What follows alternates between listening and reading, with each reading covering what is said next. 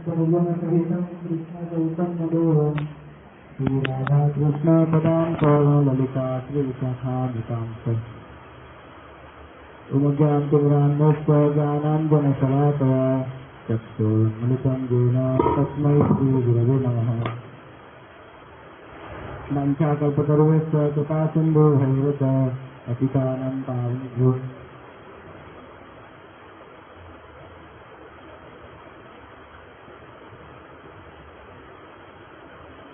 न्याय कृष्ण प्रेम प्रदायते कृष्णाय कृष्ण चैतन्य नाम्ने गौरतिसे नमः। हे कृष्ण करुणा सिंधु दीनबंधु जगत्पते गोपेश गोपिका कांत राधा कांत नमस्तुते। तप्त कांचन गौरांगी राधे वृंदावनेश्वरी वृषभानुसुते देवी प्रणमामि हरिप्रिये। भक्त्या विहीन पराधलक्ष्मी क्षिप्तास्य कामादितरङ्गमध्ये कृपामयि त्वां शरणं प्रपन्ना वृन्दे नुमस्ते चरणारविन्दम्। श्रीकृष्ण चैतन्य प्रभु नित्यानंद श्री अद्वैत गदाधर शिवासदि श्री गौरभक्तवृंद। हरे कृष्णा कृष्णा कृष्णा हरे हरे हरे राम राम राम हरे हरे।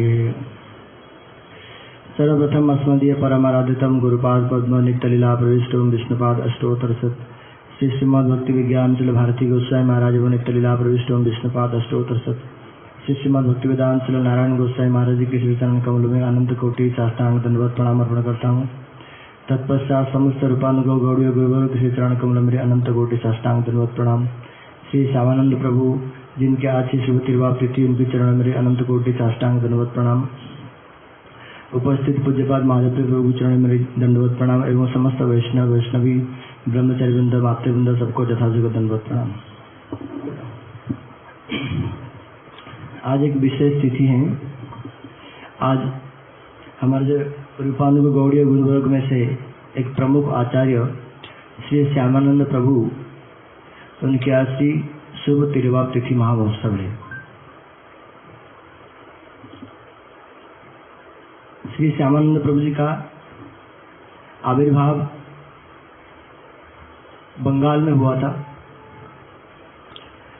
उनकी माता पिता श्यामानंद प्रभु के जन्म से पहले उनके माता पिता जी के अनेक संतान होते थे, किंतु सब मर जाते थे।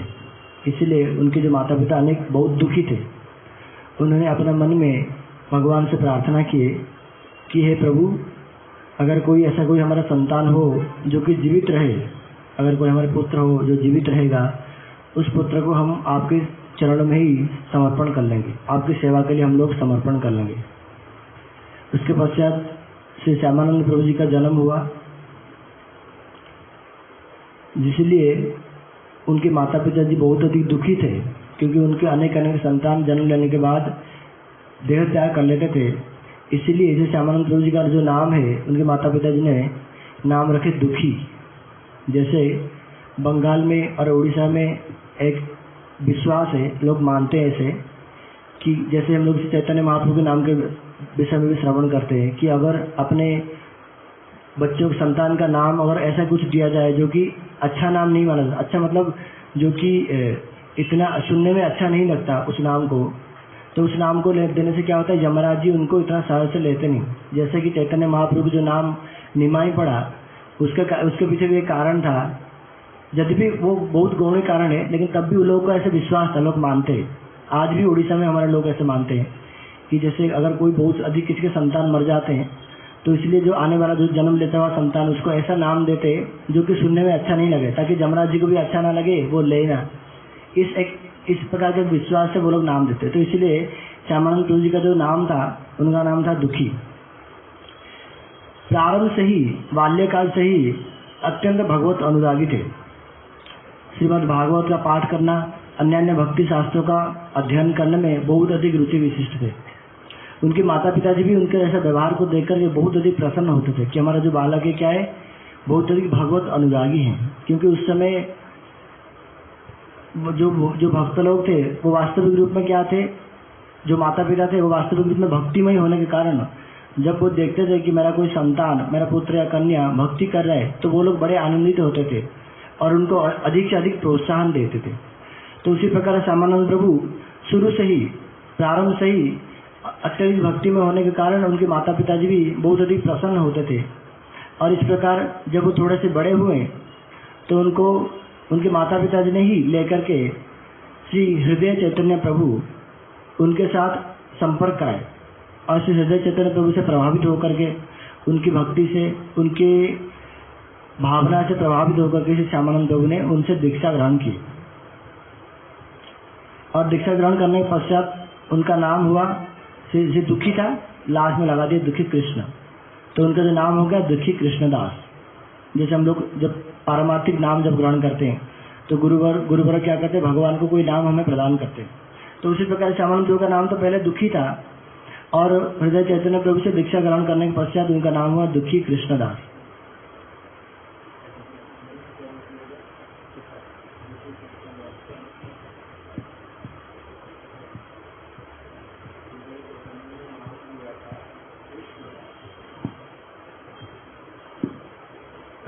ठीक, उनका नाम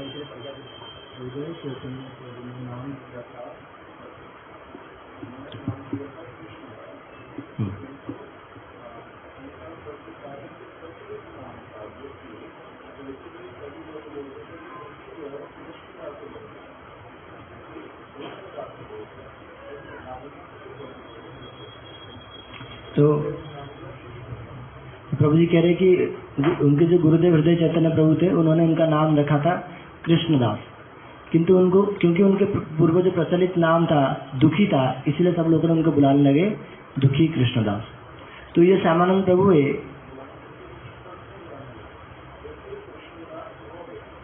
दुखी कृष्णदास हो गए। तो जो श्यामानंद प्रभु थे उनके वो कृष्ण लीला में वो सुबोल सखा के अनुगत है, क्योंकि जो हृदय चैतन्य प्रभु है वो कृष्ण लीला में सुबोल सखा है, इसीलिए श्यामानंद प्रभु भी उनके अनुगत होने के कारण कृष्ण लीला में सुबोल सखा के, उनका यदि भी नाम वर्णन नहीं किया गया, किंतु भक्ति रत्नाकर में ऐसा लिखा है कि सुबोल सखा के वो अनुगत थे। उसके पश्चात श्यामानंद प्रभु जो दुखी कृष्णदास प्रभु, उन्होंने अपने गुरुदेव श्री हृदय चैतन्य प्रभु की अनेक सेवा करने लगे और हृदय चैतन्य प्रभु स्वयं ही श्री दुखी कृष्णदास जी को वृंदावन भेज दिए, वृंदावन जाने के लिए आदेश दिए कि आप क्या करो, वृंदावन जाकर के भजन करो, क्योंकि उनके भजन में अनुराग देख करके उनको क्या किए, वृंदावन भेज दिए। तो हृदय चैतन्य दुखी कृष्णदास प्रभु जब वृंदावन गए, वृंदावन में वहाँ और क्या किए, क्योंकि जो हृदय चैतन्य प्रभु उनका उस समय से वृंदावन में एक प्रमुख गोस्वामी जो थे श्री जीव गोस्वामी उस समय प्रकटित थे और हृदय चैतन्य प्रभु का जीव गोसाई पाद के साथ बहुत अच्छा संबंध था। इसीलिए हृदय चैतन्य प्रभु ने स्वयं ही जीव गोसाई पाद के पास पत्र लिखे और उनके अनुरोध किए कि जो मेरे शिष्य है दुखी कृष्णदास, ये वृंदावन में है, इसलिए आप क्या कीजिए, उनको अपने शरण में लीजिए और उनको शिक्षा प्रदान कीजिए। तब श्री जीव गोसाई पाद ने दुखी कृष्णदास जी को अपने पास में रखे और शिक्षा प्रदान किए। और उस समय उनके पास और भी 2 शिष्य थे, शिष्य, जिनका नाम था श्री श्रीनिवास आचार्य प्रभु और श्री नरोत्तम दास ठाकुर। उस समय उनको ऐसा नाम नहीं पड़ा था, किंतु वो 3 जो लोग हम जैसे जय दिन देते हैं, श्री श्रीनिवास आचार्य, नरोत्तम दास ठाकुर, श्री श्यामानंद प्रभु, इन तीनों ने श्री जीव गोसाई पाद के पास रह करके भगवत अध्ययन, भक्ति ग्रंथों के अध्ययन आदि शिक्षा करते थे। तो इस प्रकार उनका नाम श्यामानंद कैसे पड़ा, उसके विषय में हमारे आचार्य लोग वर्णन करते हैं। जब उन्होंने श्री जीव गोसाई पाद के अनुगत्य में रह करके भक्ति शास्त्र का अध्ययन एवं भजन साधन किए, तो जीव गोसाई पाद ने उनको एक विशेष सेवा प्रदान किए थे। प्रातः उनका सेवा था, जो सेवा कुंज है, झाड़ू मंडल है, जो झाड़ू मंडल है उस झाड़ू मंडल को झाड़ू देते थे।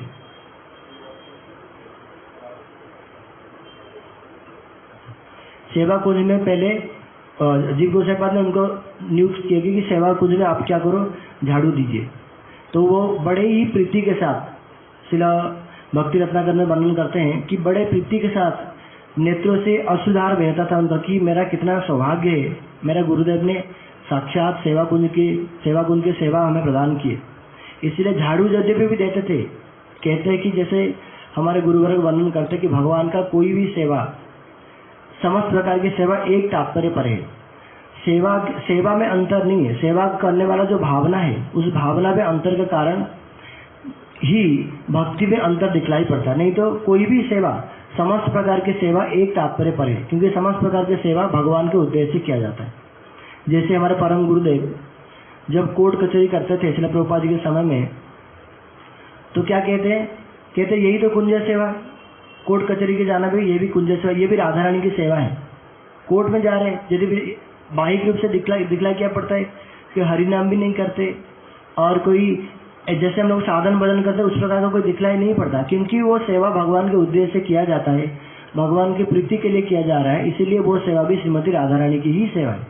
तो उसी प्रकार जब सेवा कुंज में झाड़ू देते थे श्री दुखी कृष्णदास प्रभु अत्यंत आनंद के साथ, नेत्रों में आंसू के साथ कि मेरा परम सौभाग्य है कि मुझे इन सेवा कुंज का सेवा प्राप्त हुआ है, बड़े निष्ठा के साथ पता ही झाड़ू देते थे।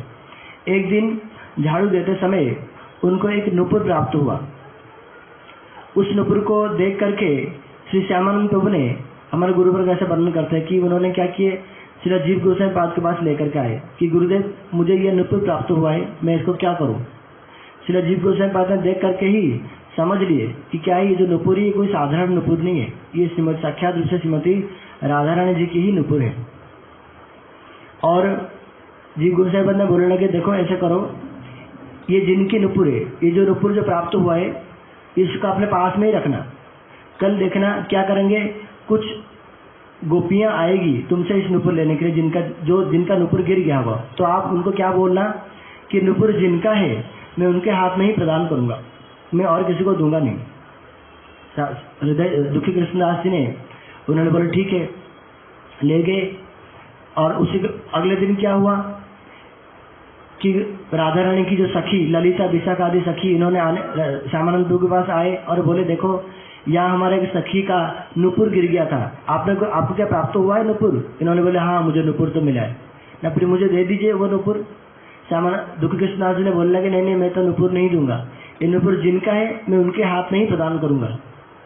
इस बात को श्रवण करके जो ललिता विशाखा आदि सखी वृंद थे उन्होंने क्या किए, बड़े चलाकी से हृदय चैतन्य प्रभु को बोलने लगे अरे तुम कैसे ब्रह्मचारी हो, तुम क्या कोई स्त्री का मुख दर्शन करना चाहते हो, जो स्त्री है जिनके ऊपर गिर गया वो तो स्त्री है, वो आएगी उनको मुख दर्शन करोगे, उनको ही जाकर प्रदान करोगे, ऐसे नहीं हमें दे दो, हमारी सखी नहीं आ पाएगी ना, नहीं नुपुर जिनका है मैं तो उनके हाथ में ही प्रदान करूंगा। जब इस प्रकार के बोलने लगे तो फिर अंत में उन्होंने राधा रानी को बुला करके लाए। श्रीमती राधा रानी स्वयं आकर के पहुंची, किंतु ललिता विशाखा आदि सखी थे उन्होंने एक शर्त रखा कि ठीक है आप नुपुर तो दोगे ही, किंतु जब नुपुर देते समय आपका आंख में पट्टी बांध देंगे हम लोग, आप कुछ देख नहीं सकते कुछ भी। किंतु उससे पहले ही जब श्री दुखी कृष्णदास जी ने श्री जीव गोसाई पाद जी को इस नुपुर को दर्शन कराए थे, जीव गोसाई पाद जी उनको बोले थे ये क्या है, ये हमारे जो स्वामिनी श्रीमती राधा रानी जी का ही नुपुर है साक्षात रूप से, ये कोई साधारण नुपुर नहीं है। इसलिए श्यामानंद प्रभु इस बात को तो जानते थे।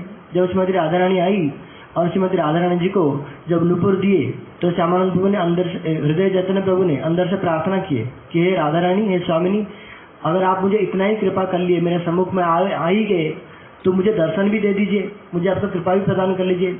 जब इतना प्रार्थना किए, उनके प्रार्थना को श्रवण करके राधा रानी अत्यंत प्रसन्न होकर के उनकी आंखों से पट्टी भी खोल दिया और राधा रानी को उन्होंने दर्शन भी प्राप्त किए, उनके चरण में वो नुपुर को भी पहना दिए और राधा रानी भी बड़े प्रसन्न होकर के उस नुपुर को श्यामानंद प्रभु के मस्तक में लगा दिए, जिसके कारण उनके मस्तक में एक चिन्ह बन गया।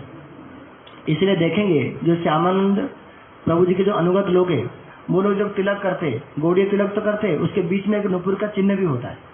वो नुपुर का चिन्ह इसीलिए क्योंकि श्रीमती राधा रानी ने स्वयं ही उस नुपुर को श्री हृदय चैतन्य प्रभु जो श्यामानंद प्रभु उनके मस्तक में स्पर्श कराए थे, इसीलिए उनके अनुगत लोग भी उस प्रकार का जो तिलक धारण करते।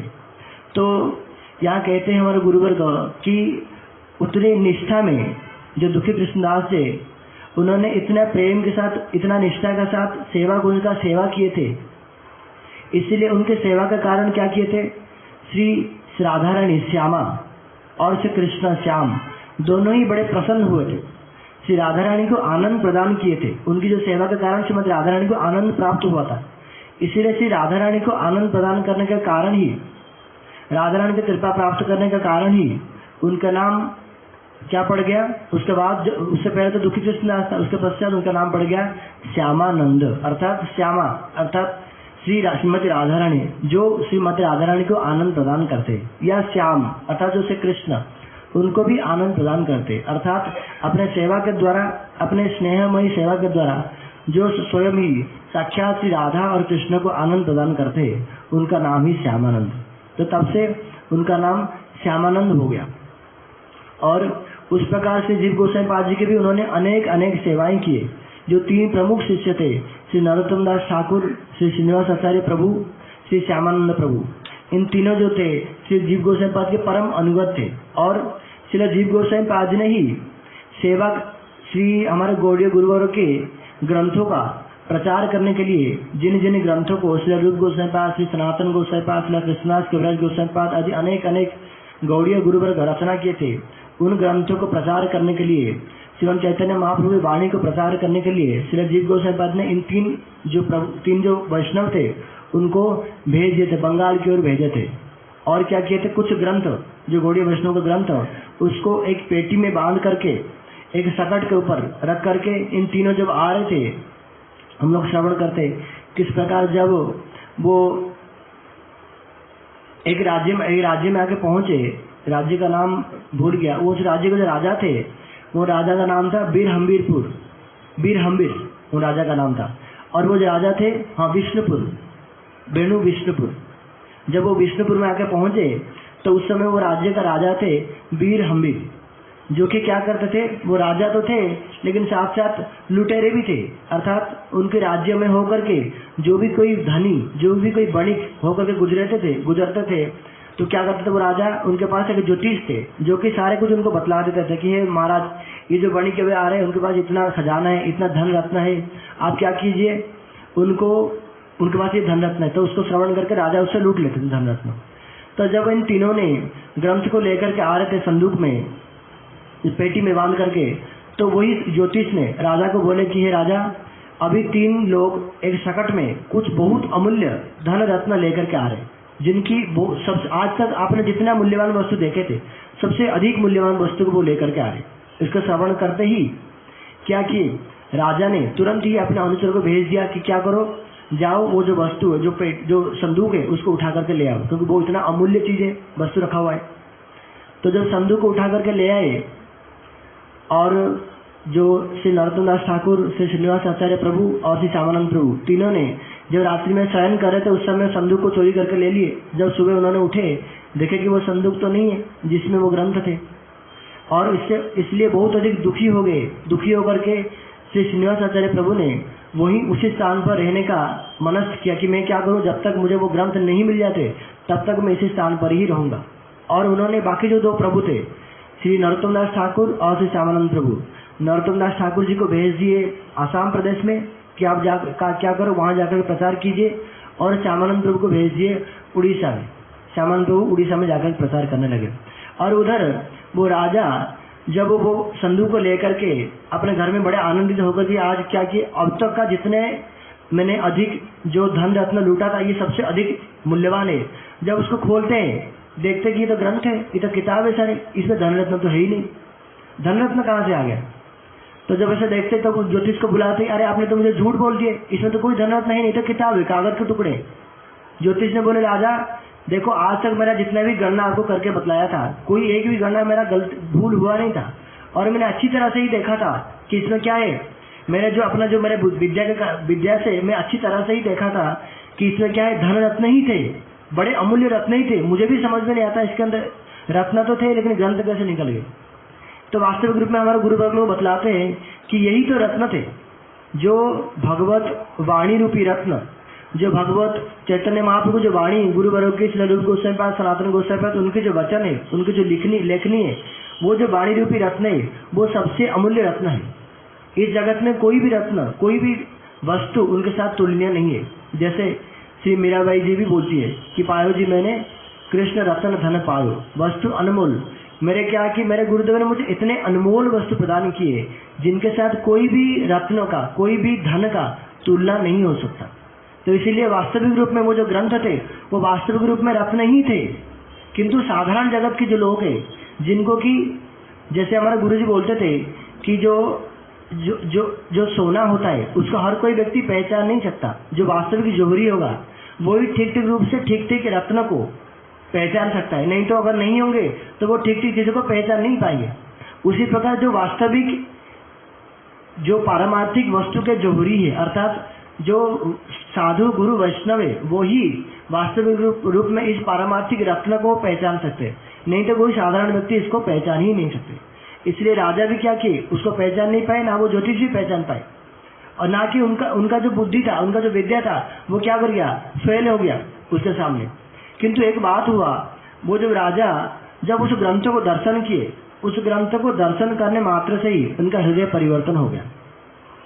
इसीलिए हमारे गुरुवर्ग कहते हैं, इसलिए भक्ति वेदांत स्वामी महाराज जी कहते थे, जब उनके भक्त लोग को वो ग्रंथ बुक डिस्ट्रीब्यूशन के लिए भेजते थे, कुछ भक्त लोग बोलते थे प्रभुपाद जी अगर कोई ग्रंथ पढ़ता नहीं है तो क्या तभी उनको देंगे?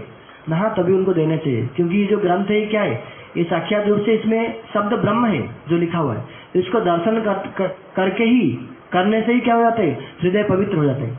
तो उसी प्रकार जो राजा वीर हम्बीर थे उन्होंने उस ग्रंथ को देखने मात्र से उनका हृदय पवित्र हो गया, पढ़ना तो दूर की बात है।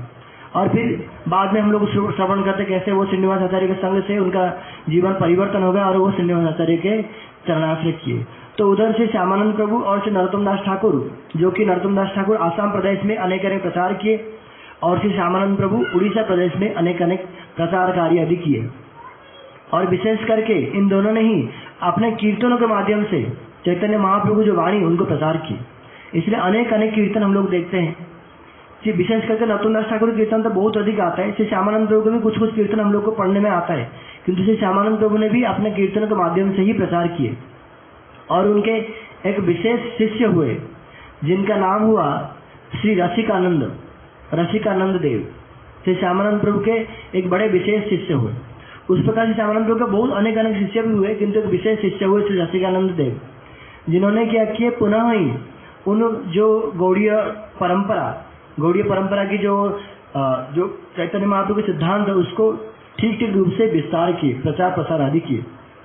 और श्रीमती राधा रानी को श्री श्यामानंद प्रभु नुपुर प्रदान किए थे, तो उस समय श्रीमती राधा रानी प्रसन्न होकर के उनके हृदय से एक कृष्ण विग्रह को प्रकट किए थे और श्री श्यामानंद प्रभु को प्रदान किए थे कि क्या ये मेरा प्राण धन है, मैं आपको दे रहा हूँ, आप मेरे प्राण धन को सेवा करो। तो वो जो विग्रह दिए थे उन विग्रह का नाम था श्री राधा श्याम सुंदर। तो श्री राधा श्याम सुंदर विग्रह श्रीमती राधा रानी के द्वारा श्री श्यामानंद प्रभु को प्रदान किया गया था। तो आज भी श्री राधा श्याम सुंदर जी के मंदिर में हम लोग देखेंगे दो राधा श्याम सुंदर विग्रह हैं, एक छोटे राधा श्याम सुंदर जी है, एक बड़े राधा श्याम सुंदर जी है। जो छोटे राधा श्याम सुंदर जी विग्रह हैं वो श्री श्यामानंद प्रभु जी के सेवित विग्रह, जो बड़े राधा श्याम सुंदर जी है वो श्री बलदेव विद्याभूषण प्रभु जी के सेवित विग्रह। इस प्रकार के राधा श्याम सुंदर मंदिर में भी दो सेवित विग्रह है।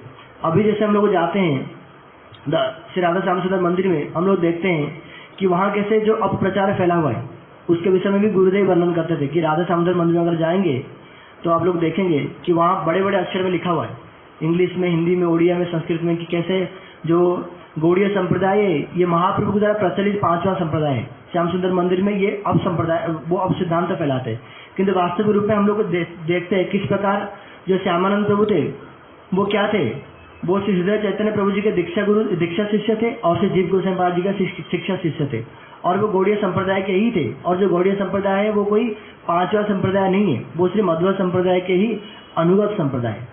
तो इस प्रकार श्री श्यामानंद प्रभु जी ने अनेक अनेक अपने कीर्तन के माध्यम से चैतन्य महाप्रभु जो विचारधारा है उनका बड़े अधिक रूप मात्र से प्रचार प्रसार किए थे।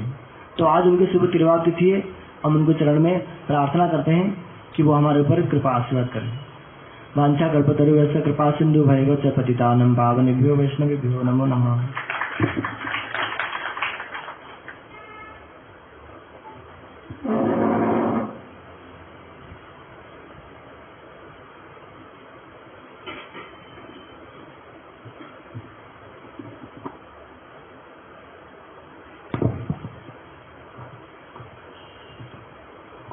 अभी हम लोगों ने हमारे श्रीपाद रमणी मोहन प्रभु जी से कुछ श्री श्यामानंद प्रभु जी के विषय में कथा श्रवण की। हम लोगों का परम सौभाग्य है कि हम लोग समय समय पर विभिन्न वैष्णवों का जो जीवन चरित्र उनकी तिथि आने पर श्रवण करते हैं। वैष्णवों का भजनमय जीवन चरित्र होता है, इसीलिए उसको श्रवण करने से हम लोगों को भी भजन करने की एक शिक्षा और प्रेरणा प्राप्त होती है। इसी उद्देश्य से ही ये तिथि इत्यादि का हम लोग पालन करते हैं कि कुछ उनके विषय में श्रवण करें, श्रवण करके उसको थोड़ा सा ठीक से समझ लें और फिर उसके द्वारा हम अपने जीवन में भी उससे कुछ न कुछ ग्रहण कर लें, हमारे जीवन में वो वस्तु प्रतिदिन के लिए आ जाए। जैसे हमने श्रवण किया श्री श्यामानंद प्रभु जी के विषय में कि बाल्य अवस्था से ही उन्होंने गीता और भागवत इत्यादि का ठीक रूप में श्रवण करना प्रारंभ किया। भागवत के चरित्रों को सुनना, गीता में भगवान की वाणी को सुनना और समझना, उसके द्वारा क्या होता है, एक बहुत सुंदर भक्तिमय जीवन का प्रारंभ होता है, पवित्र जीवन का। जैसे कि मैं यदि कि कोई भी कार्य करूँगा तो उसका जो फल होगा वो किसको मिलेगा, मेरे को स्वयं को ही मिलेगा। अच्छा करूँगा तो अच्छा फल मिलेगा, बुरा करूँगा तो उसका बुरा फल भी मुझे ही मिलेगा। ये वाला जो उपदेश भगवान ने दे करके रखा भगवद गीता में, कर्मण्ये वाधिकारस्ते मा फलेषु कदाचना, अर्थात कर्म करने में तुम्हारा अधिकार है, किंतु तुम्हारे कर्म के अनुसार फल जो है वो मैं ही दूंगा। जिस समय फल मिलेगा उस समय तुम ये नहीं कह सकते कि मेरे को अच्छे वाला फल दे दो, बहुत अच्छे वाला फल दे दो, ऐसा तुम नहीं कह पाओगे। उसमें तुम्हारी नहीं चलेगी, मेरी चलेगी। तो यदि एक व्यक्ति को ठीक रूप में बचपन से ये बात मन में बैठ जाए कि मैं जो करूँगा मुझे उसका फल उसी के अनुसार मिलेगा, तो उसके जीवन का जो गठन है वो अलग प्रकार का होगा। दूसरा, श्रवण उसमें हम जब करते हैं गीता को, तब क्या ठीक रूप में विचार आता है कि मेरा शरीर जो है ये कैसे वाला है, 5 भौतिक तत्वों से बना हुआ है और इसका पतन जो है अवश्य ही कभी न कभी होगा। मैं ये 5 भौतिक शरीर नहीं हूँ, मैं भगवान का विभिन्न अंश हूँ, मैं अजर हूँ, मैं अमर हूँ, मेरा जन्म मेरी मृत्यु नहीं होती, मैं आत्म तत्व हूँ। ये सारी बातें ठीक से एक व्यक्ति समझ पाता है, इसीलिए फिर उसका जो पूरी तरह से ध्यान जो वो कार्य करता है, उसका सोचना, उसका समझना, वो कौन से वाला होता है, आत्म तत्व के अनुसार होता है, भगवान के दृष्टिकोण के अनुसार होता है।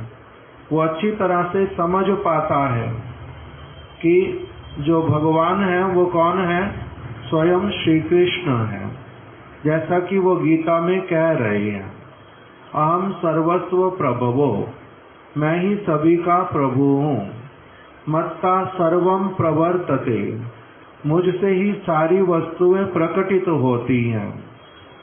इति मत्वा भजन्ते माम, इसी बात को भली प्रकार से मेरे ऊपर विश्वास करके कि मैं जो बात बोल रहा हूँ कि मैं सत्य कह रहा हूँ, इसमें मेरा अपना कोई स्वार्थ नहीं है।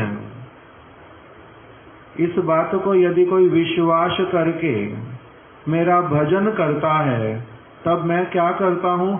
ददामि बुद्धि योगम तम येन माम उपयंति ते, मैं उसको स्वयं ही अच्छी वाली ऐसी बुद्धि प्रदान करता हूँ जिससे कि वो सब समय के लिए जन्म मृत्यु के चक्र से छूट करके मेरे धाम में आकर के उपस्थित होता है।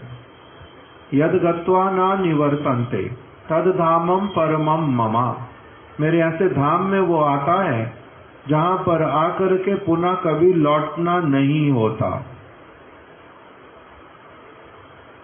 इस प्रकार के सारे उपदेश जो भगवान देते हैं, काम ऐसा क्रोध ऐसा रजोगुण समुद्भवा, जो काम इत्यादि है, क्रोध है, लोभ है, मोह है, ईर्ष्या इत्यादि है, ये सारी की सारी वस्तुएं एक व्यक्ति के अपने लिए ही अमंगल का कारण है। इसको यदि एक व्यक्ति ठीक ठीक रूप में समझ ले, तब उससे क्या होता है? उसका जीवन बड़ा अलग प्रकार का होता है। अभी अधिकांश लोगों के जीवन में से गीता भागवत के जो उपदेश वो निकल गए हैं, चले गए हैं, उसका कोई मूल्य भी नहीं रहा। अभी का कहने का अर्थ, जब हमारा भी बचपन था, किसी ने हमारे को गीता भागवत की एक बात भी नहीं सुनाई, एक भी बात पता ही नहीं थी। तो इसलिए जो जीवन का उद्देश्य बना वो बिल्कुल अलग ही रहता गया। किंतु श्री श्यामानंद प्रभु, उनके माता पिता, उन्होंने क्या किया था? उनको बाल्य अवस्था से ही भगवद गीता की, भागवत की बातें श्रवण करवाई कि देखो भागवत में किस प्रकार से अजामिल के चरित्र में लिखा है कि कैसे भगवान का नाम करने से एक व्यक्ति को कभी भी यमदूत इत्यादि लेकर के नहीं जाते, यमराज नहीं लेकर के जाते। उसको ये विश्वास होता है भली प्रकार से कि केवल मेरा जो ये जीवन का समय है यहाँ पर पृथ्वी तल पर, केवल उतना ही, वही सारी चीज ही नहीं है, उसके आगे भी बहुत कुछ है। ये तो मेरे जीवन का, मेरी यात्रा का बहुत छोटा सा अंश है, बाद में भी जीवन है। और पुनर्जन्म में विश्वास होता है, मेरे पहले भी जन्म हुए थे, बाद में भी हो सकते हैं यदि मैं भगवत धाम में नहीं पहुंचा। बहुत सारे लोक हैं, भगवान का स्थान है, भगवान देखने वाले हैं। मैं अच्छा या बुरा जो कुछ करता हूँ उसको कोई है देखने वाला, मैं छिपा नहीं पाऊंगा किसी से भी। ये सारा जो सत्य वस्तु है उसके प्रति उसका दृढ़ विश्वास जागृत होता है। यदि कोई व्यक्ति ठीक ठीक रूप में गीता और भागवत को सुने तो उसका जीवन बड़ा अलग प्रकार का होता है। हमारे गुरु वर्ग वर्णन करते हैं कि अनेक लोग गीता और भागवत घर में रखते तो हैं किंतु कभी पढ़ते नहीं हैं। कोई कोई व्यक्ति किसी कारणवश थोड़ा बहुत पढ़ता भी है किंतु उसमें अपनी अटकलें लगाता है। भगवान जैसा कह रहे हैं, सुखदेव गोस्वामी जैसा कह रहे हैं सरल सरल रूप में, उसको बिल्कुल जैसा वो कह रहे हैं अपना दिमाग बिल्कुल भी खर्च किए बिना जैसा वो कह रहे हैं उसको उस तरह से नहीं सुनते। नहीं तो जीवन बड़ा सुखमय आनंदमय हो जाए, किसी प्रकार का कोई चिंता ही ना रहे। एक व्यक्ति पूरी तरह से परम आनंदित होकर के सारा समय अपना व्यतीत करे। चिंता क्या होती है और द्वेष क्या होता है, परेशानी क्या होती है, यदि कोई व्यक्ति भागवत गीता इत्यादि सुने, उसको इन शब्दों का कभी भी अर्थ भी नहीं पता चलेगा कि लोग जब कहेंगे हम दुखी हैं, ये दुखी क्या होता है, हम लोग एंजाइटी में हैं, ये क्या होता है, हमें डिप्रेशन है, किस चीज का, ये सारा कुछ जीवन से, ये तो छोटी छोटी चीजें, बिल्कुल बड़ी बड़ी चीजें भी, सारा कुछ जीवन से चला जाता है। कोई किसी भी वस्तु का अभाव नहीं रहता यदि ठीक ठीक रूप में कोई थोड़ा सा भी भगवद गीता भागवत का एक एक उपदेश महामूल्यवान, महामूल्यवान। इसीलिए क्या कीर्तन गाते हैं संत पुरुष, जो बड़े श्रेष्ठ साधु, जिनको अनुभव है सारी वस्तुओं का, वो क्या कहते हैं, कृष्ण नाम के हीरे मोती मैं बिखराऊं गली गली। ये हीरे हैं, ये मोती हैं, इसको यदि कोई ले लेता है, जिस जिसने ये मोती लूटे वो सब माला माल हुए। वो इतने धनी हो जाते हैं, इतने धनी हो जाते हैं कि उनको फिर इस जगत का धन जो है वो बहुत ही उसके सामने छोटा दिखाई देने लगता है। जैसे किसी के पास में अगर 100 करोड़ रुपए हों और उसके आसपास में 100 के 50 नोट पड़े हुए हों, तो वो उसको कोई ध्यान भी देगा अधिक?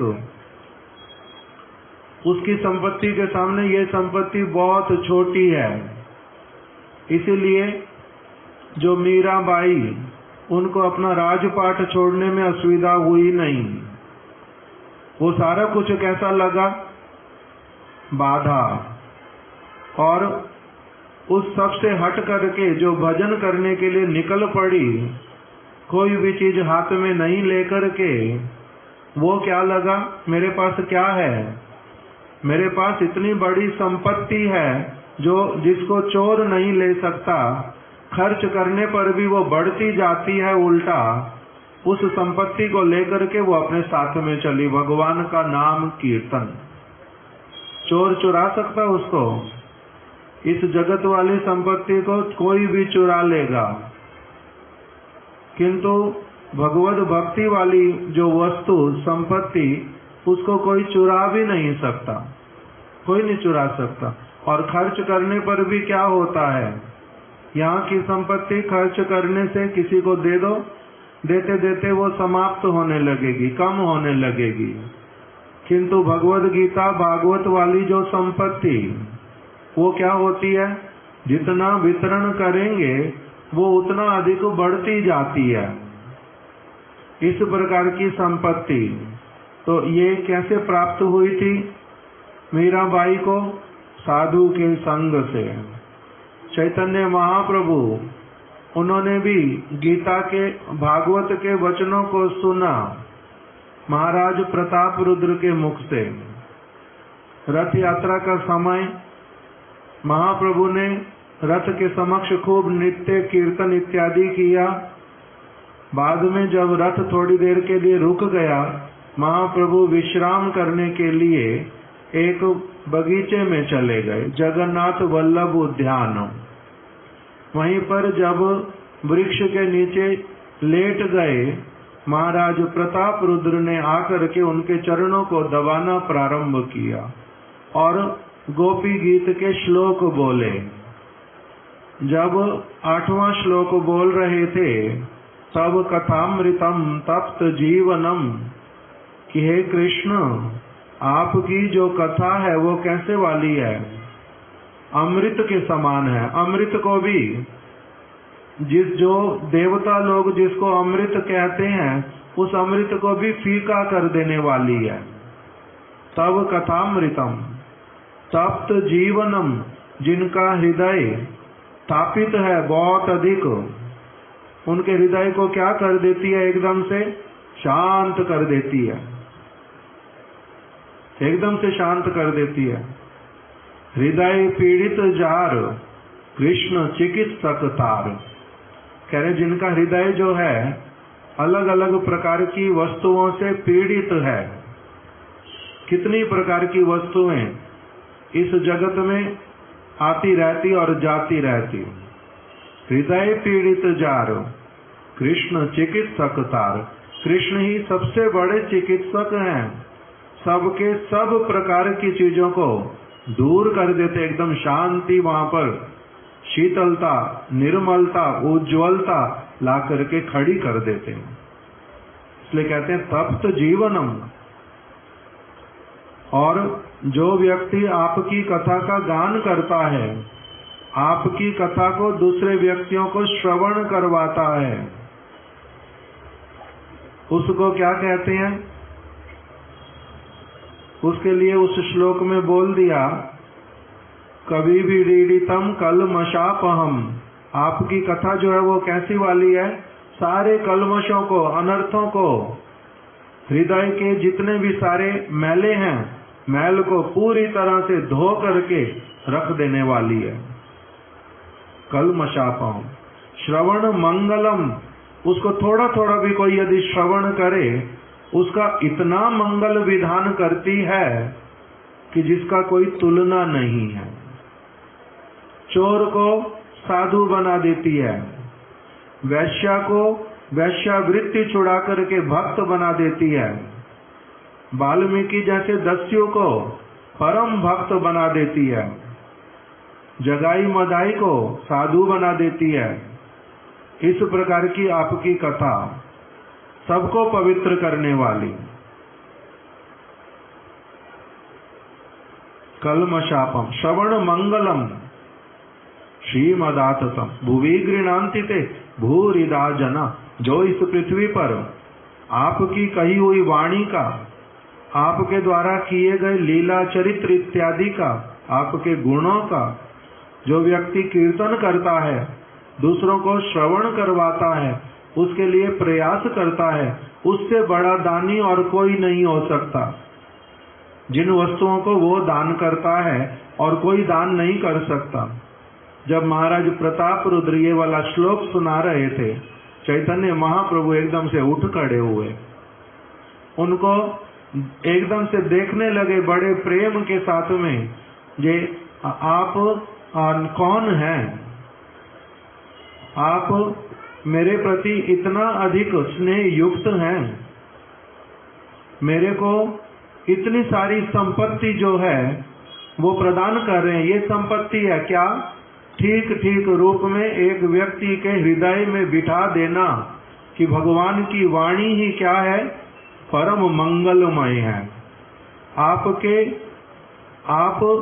पूर्ण रूप में इसको गांठ बांध लो कि इसके द्वारा ही मेरा हृदय जो है वो कैसा हो जाएगा? परम आनंदमय। इस वस्तु का आस्वादन तो करके कोई देखे। तब फिर क्या हुआ? चैतन्य महाप्रभु ने कहा, आप कौन हो? मेरे प्रति इतना स्नेह कर रहे हो, मेरे को इतनी सारी संपत्ति देते जा रहे हो, एक एक शब्द में भगवान की कथा अमृत के समान है, मेरे को ये दृढ़ विश्वास दिला रहे हो। भगवान की कथा कैसी है? हृदय को, तापित हृदय को शांत कर देने वाली। मेरे को जो ये इस तरफ आप मोड़ रहे हो, भगवान की तरफ, आप मेरे को इतनी सारी संपत्ति दे रहे हो, मैं तो आपका बड़ा ऋणी हो गया। मैं आपको क्या दूं? आपने मेरे को जो इतना सारी वस्तु दे दी, मैं आपको क्या दूं? मैं सन्यासी हूं, संसार की मेरे पास कोई चीज है नहीं, इसलिए मैं क्या करता हूं? मैं आपको बड़े आदर के साथ में, आपके प्रति अत्यधिक कृतज्ञता अनुभव करते हुए आपको अपना आलिंगन ही प्रदान करता हूं। महाप्रभु ने उनको अपना आलिंगन प्रदान किया। कितने श्लोक सुने थे? 8 श्लोक सुने थे। उसी को ही श्रवण करके उन्होंने कहा, ये हीरे और मोती आप मेरे को इतने सारे दे रहे हो, मैं आपका क्या हो गया? चिर ऋणी हो गया। तो इस प्रकार की गीता भागवत की जो वाणियां, उसको श्री श्यामानंद प्रभु ने अपनी बाल्य अवस्था से ठीक ठीक रूप में श्रवण करना प्रारंभ किया। भागवत की वाणी को सुना कि भगवान क्या कह रहे हैं। कृष्ण कह रहे हैं स्वयं ही, आचार्य माम विजानीयात ना अवमन्यत कर ही चित्त,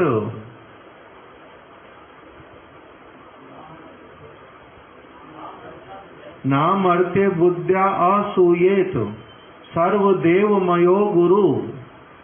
कृष्ण ने उद्धव जी को कहा कि जो आचार्य हैं, जो मेरे द्वारा कही गई बातों का स्वयं भली प्रकार से आचरण करते हैं, अपने आचरण के द्वारा अन्यों को भी जो शिक्षा प्रदान करते हैं, ऐसे वाले जो भक्तगण मेरे जो आचार्य हैं, आचार्य माम विजानीयात, उनको मेरा स्वरूप समझना, वो मेरे ही वास्तविक रूप में परम घनिष्ठ मेरे कृपा पात्र हैं। उनके माध्यम से ही मैं इस जगत के व्यक्तियों को कृपा करता हूँ।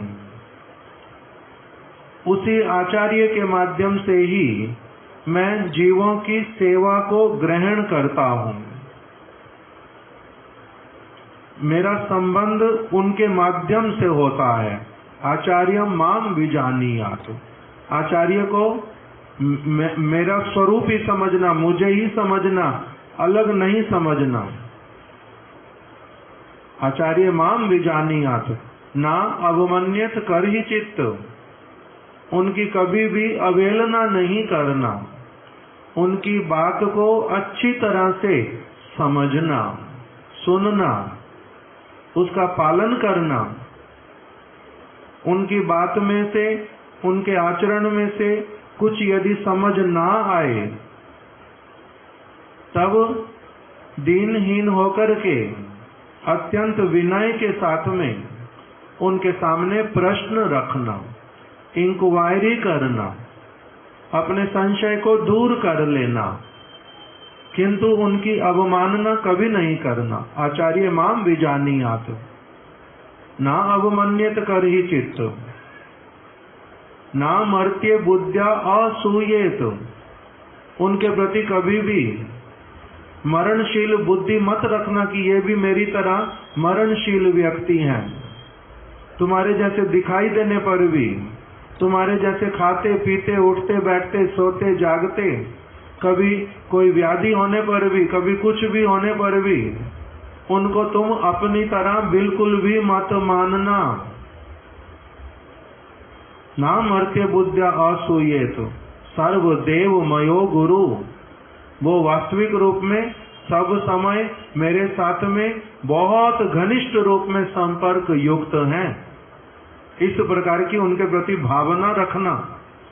जब इन्होंने ये सारे वचन एक के बाद एक सिंसियर होकर के श्रवण किए गीता के, भागवत के, तब भगवान के चरणों में ही मुझे शरण लेनी है।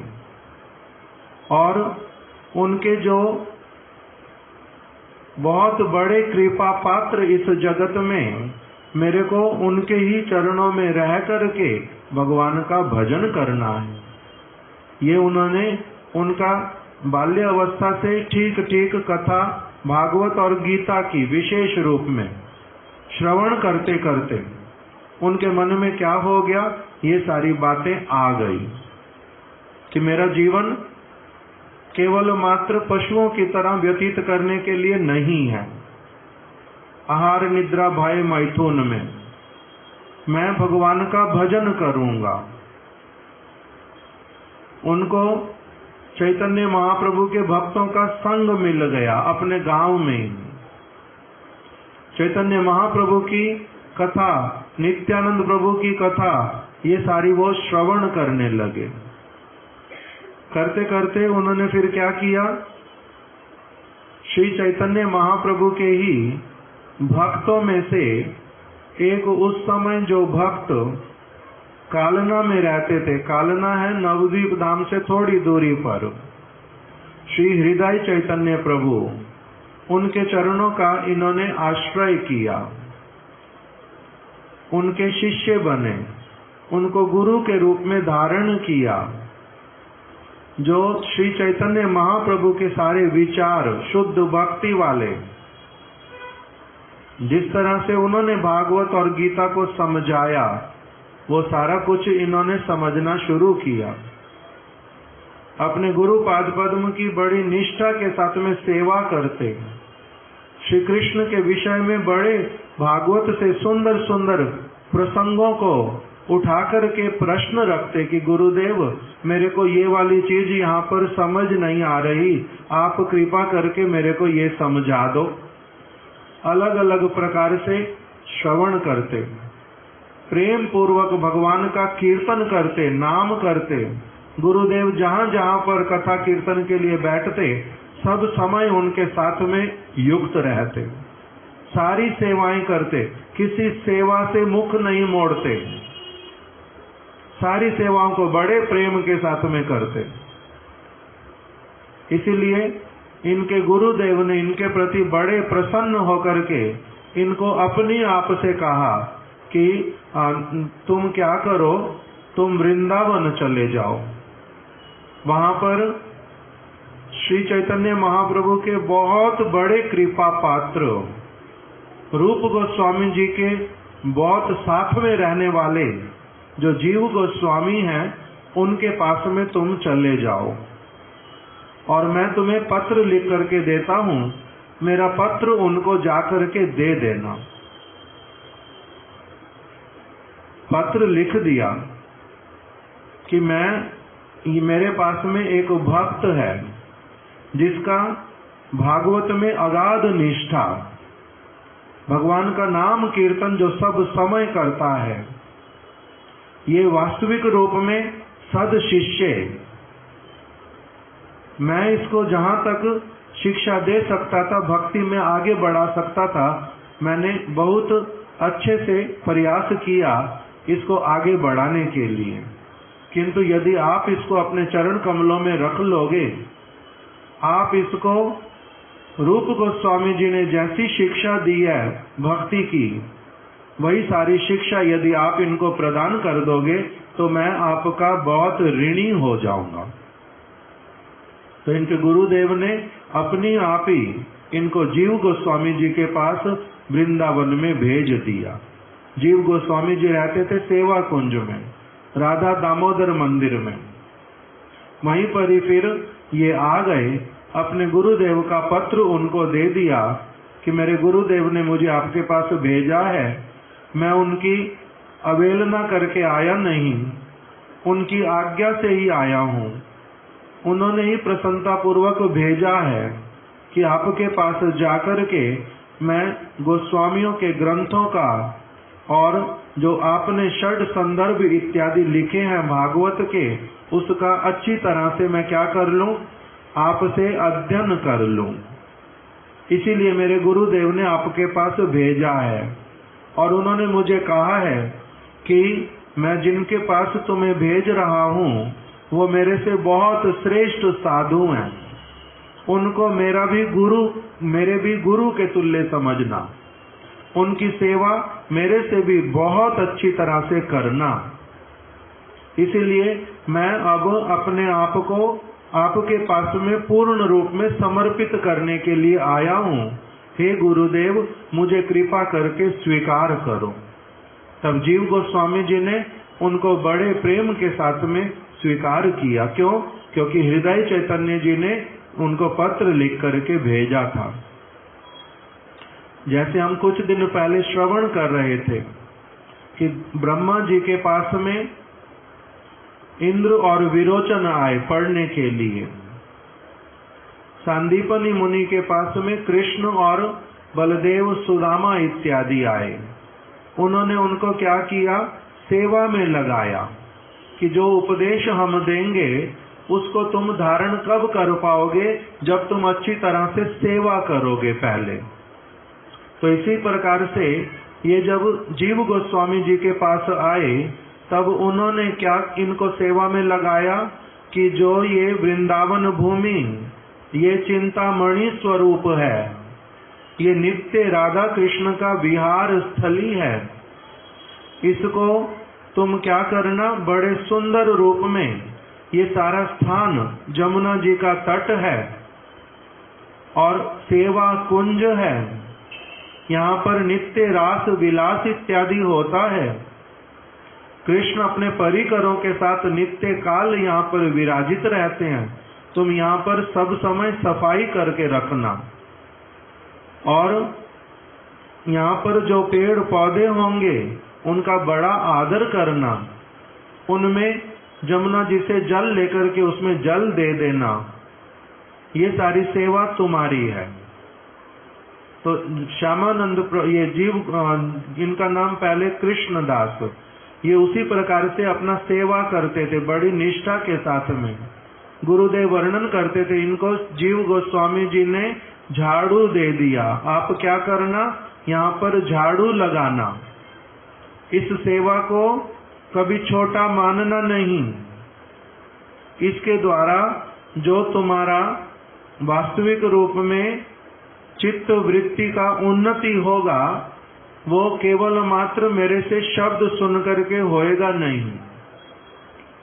इसीलिए ये जो झाड़ू है इसको क्या क्या समझना, ये तुम्हारे को भगवान के साथ में मिलाने वाली झाड़ू, इसको कभी भी छोटी वस्तु नहीं मानना। भगवान की धाम की वैष्णव की सेवा में जो भी चीज लगेगी उसको क्या समझना, ये भगवान के जो विशेष कृपा पात्र नित्यानंद प्रभु बलदेव प्रभु, ये वही क्या करते हैं, सारी सेवा के उपकरण बन जाते हैं।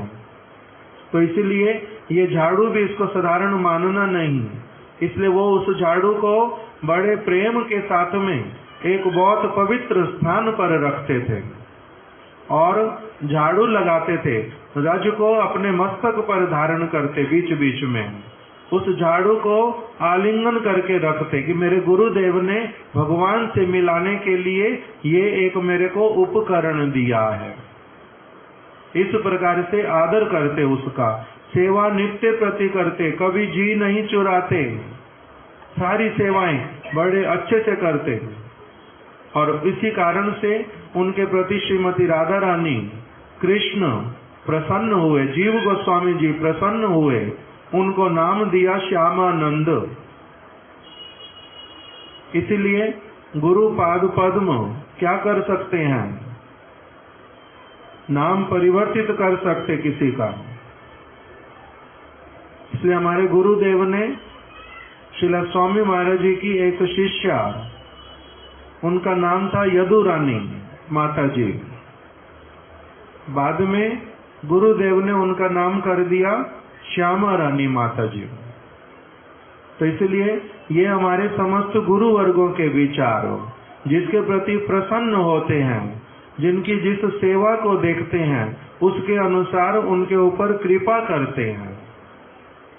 तो श्यामानंद प्रभु के प्रति जीव गोस्वामी की बड़ी कृपा, ये एक बहुत श्रेष्ठ रूपानुग वैष्णव, इन्होंने चैतन्य महाप्रभु रूप गोस्वामी के विचारों को, जीव गोस्वामी के विचारों को बहुत सारे स्थानों पर प्रचार किया था। अपना दिन रात केवल मात्र गुरु वर्गों की सेवा करने में नियुक्त किया था।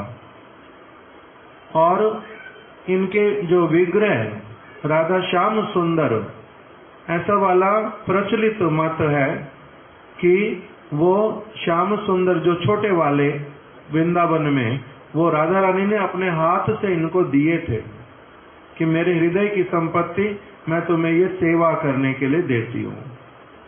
इस प्रकार से श्यामानंद प्रभु जी का जीवन चरित्र, छोटी छोटी बातें, उनका जीवन चरित्र हमारे गुरुदेव के जीवन चरित्र से अलग नहीं है, रूप गोस्वामी जी से अलग नहीं है। वही भागवत वही गीता, वही चैतन्य चरितामृत, चैतन्य महाप्रभु की शिक्षाएं, उसी को लेकर के इन्होंने क्या किया, शुद्ध विचारों को लेकर के अपना सारा जीवन पालन किया। और इस प्रकार से इन्होंने बड़ी सारी सेवाएं की। आज उनकी शुभ तिरोभावती थी। आज के दिन में उन्होंने अप्रकट लीला किया। आज उनकी शुभ तिरोभावती थी। उनके श्री चरण कमलों में हम लोग यही प्रार्थना करते हैं कि हमारे जीवन में भी भागवत, चैतन्य चरितामृत, गीता, इसके जो उपदेश, जो हमारे गुरु वर्ग सबसे अधिक आदर के साथ में उन सब चीजों को सर्वोपरि मान करके, वो जो वाणियां वो महामूल्यवान मरकत मणियों के समान, उस प्रकार से हम लोगों का भी वैसा ही आदर हो जाए उनके प्रति। कुछ कुछ वाणियां हमारे जीवन में सब समय के लिए आ जाएं, यही श्री श्यामानंद प्रभु जी के चरण कमलों में हमारा प्रार्थना है। धाम के प्रति, वैष्णवों के प्रति, सेवा के प्रति उनकी जो निष्ठा वैसी हमारे हृदय में आ जाए। वांछा कल्प तरुभ्यश्च कृपा सिंधुभ्य एव च पतितानां पावनेभ्यो वैष्णवेभ्यो नमो नमः। श्री श्यामानंद प्रभु की जय। उनकी शुभ तिरोभाव तिथि की जय। इस तिथि का पालन करने वाले समस्त भक्तों की जय। गौर प्रेमानंदे हरि हरि बोल। हम लोग अभी यहाँ पर महामंत्र करेंगे 2 मिनट के लिए, जैसे अभी हर बार करते हैं। आप सभी लोग आगे आके ठाकुर जी का दर्शन कर लो, फिर सभी लोग प्रसाद ग्रहण करेंगे।